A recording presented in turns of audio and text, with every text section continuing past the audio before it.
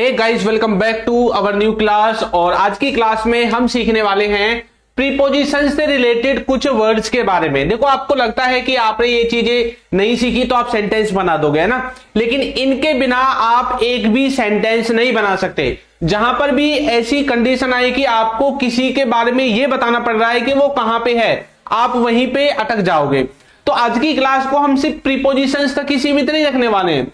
इसमें मैं कुछ अंदर कंजक्शंस भी ऐड करूंगा और इसके अंदर कुछ जो इंपॉर्टेंट वर्ड्स हैं जो कि आपकी स्पोकन इंग्लिश को एनहेंस करेंगे, उन वर्ड्स को भी इसी में मैं इंक्लूड करने वाला हूं। ठीक है, तो चलिए आज की क्लास को शुरू करते हैं।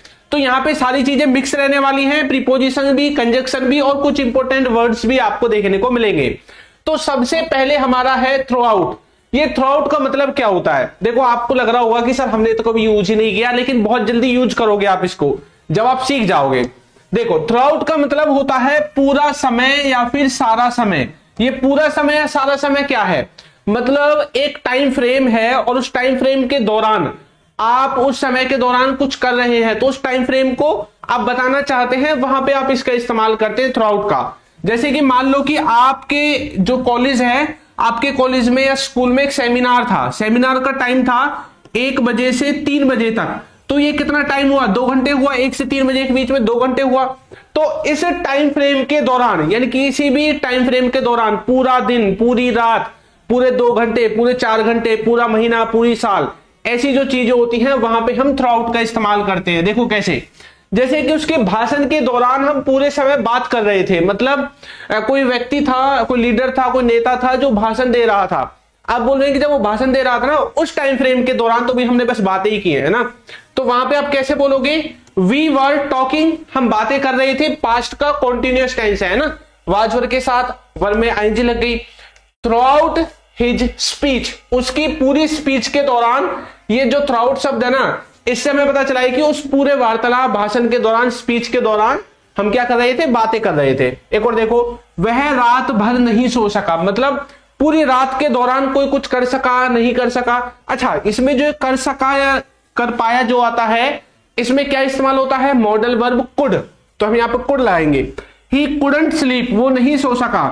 थ्रू आउट द नाइट, पूरी रात के दौरान वो नहीं सो सका। इस तरह से आप इसको बनाओगे, है ना। आगे देखो, नेक्स्ट है हमारा रिगार्डिंग। रिगार्डिंग आपने बहुत देखा होगा, आपके स्कूल में टीचर्स, कॉलेज में टीचर्स रिगार्डिंग लिख के बहुत सारी चीजें जो है आप जब भेजते हैं ना, तो उसमें नीचे लिख देते हैं अपने बारे में, है ना, कि आप किसके बारे में बातें कर रहे हैं। देखो, रिगार्डिंग का मतलब होता है किसी चीज के संबंध में, जो आप किसी चीज के बारे में कुछ कहना चाहते हैं। जैसे कि क्या आपके पास इससे संबंधित कोई जानकारी है?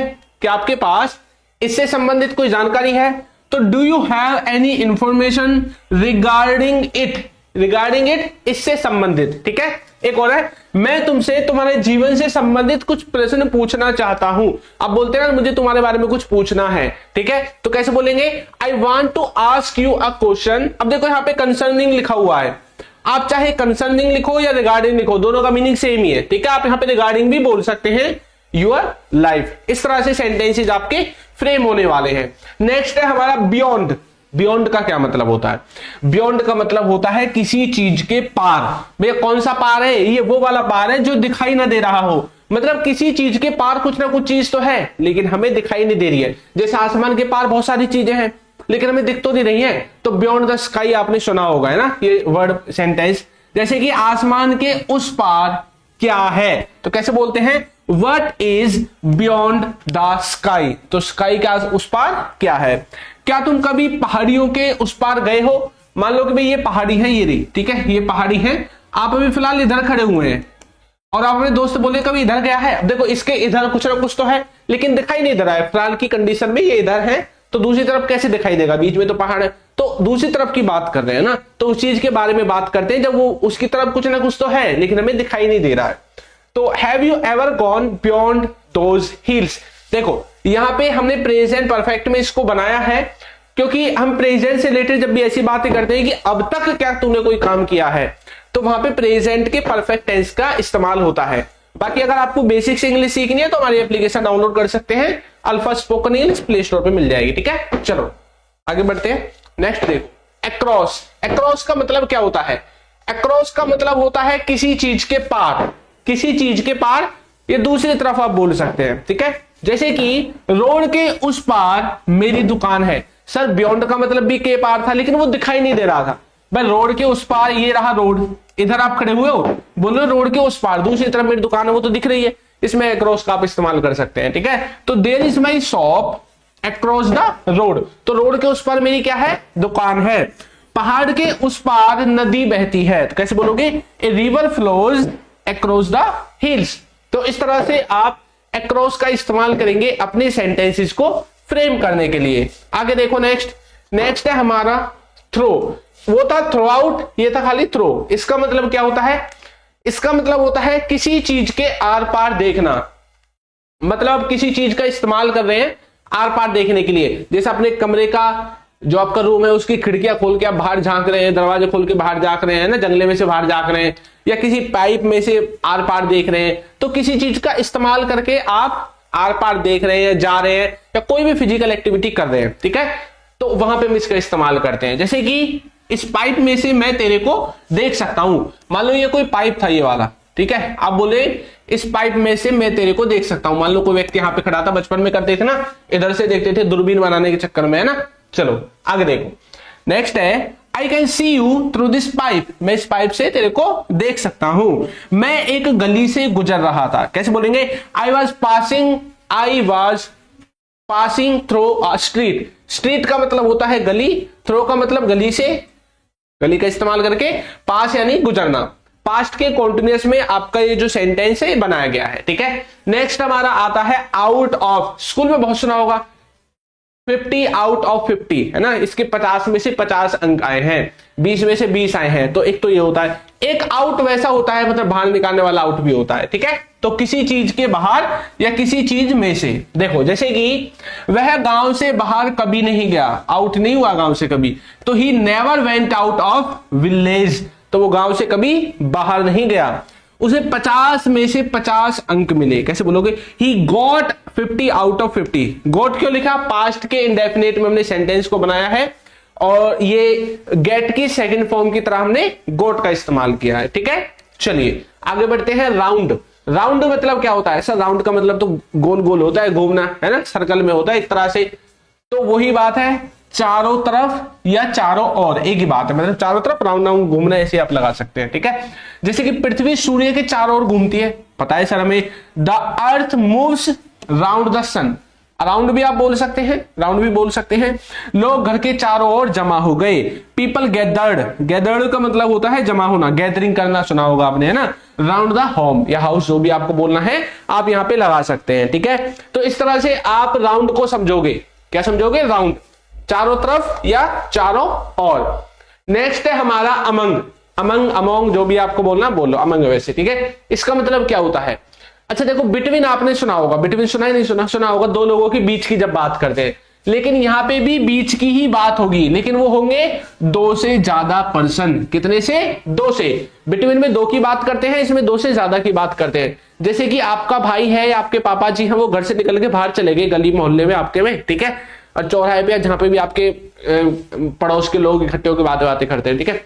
तो आपकी मम्मी ने बोला भाई बुला के लाना उसको, आपके भाई को। आपने देखा कि वो वहां से 2 से ज्यादा लोगों के बीच में खड़ा हुआ है, 4, 5, 6, 8, 10 कितने भी लोग हो, तो तब वहां पे आप किसका इस्तेमाल करोगे, अमंग का। लेकिन अगर वो 2 ही के बीच में होता तो बिटवीन आप दिखा सकते हैं लगा के, ठीक है। तो मैं बोलूंगा वे खुद के बीच बातें कर रहे थे, भाई मैंने देखा वो बहुत सारे लोग थे और आपस में ही बातें कर रहे थे, तो दे वर टॉकिंग अमंग देमसेल्व्स, ठीक है। इसी तरह से हम आपस में अध्ययन कर रहे थे, हम क्या कर रहे थे भैया, आपस में अध्ययन कर रहे थे। तो we were studying among ourselves, तो कोई कुछ कर रहा था, वहां पे आपने किसका टेंस का इस्तेमाल किया है, पास्ट के कॉन्टिन्यूअस का, ठीक है। कैसे पहचाना, वाज वर लगा हुआ है और वर्ब में आईएनजी भी लगी हुई है हमारी, इनसे हम इनको पहचान सकते हैं। नेक्स्ट है हमारा अबव। अबव का मतलब होता है किसी चीज के ऊपर, ऊपर की जब बात करते हैं, अबव बिलो सुना होगा ना, अप डाउन ऐसे होता है, ठीक है। तो प्यार पैसे से ऊपर है, तो बोलोगे लव इज अबव मनी। ज्ञान सबसे ऊपर है, तो बोलोगे knowledge is above all, knowledge is above all. Next है हमारा आफ्टर। आफ्टर का मतलब क्या होता है, आफ्टर का मतलब होता है बाद में। सर ये तो हमें पता है, एक आफ्टर का मतलब होता है किसी के पीछे पड़ना, लेकिन इसके साथ एक शब्द और जोड़ना पड़ेगा। पीछे पड़ना है, पीछे भागना, रन, भागने का मतलब होता है रन, तो रन आफ्टर आपको जोड़ना पड़ेगा, ठीक है। तो वह अपने दोस्तों के बाद पहुंचा या आया। ही reached after his friends. Police चोर के पीछे पड़ी थी, अब चोर के पीछे भाग रही थी। The police were after the thief. ये तो खाली वैसा है, पीछे पड़ना, और अगर आपको बोलना है पीछे मतलब भाग रही थी तो आप रन और लगा दोगे इसके साथ, रन आफ्टर, है ना। लेकिन अगर कॉन्टिन्यूअस टेंस है तो रन को ही चेंज करोगे, रनिंग आफ्टर बन जाएगा फिर, ठीक है। ऐसे आप सेंटेंसेस को बनाओगे।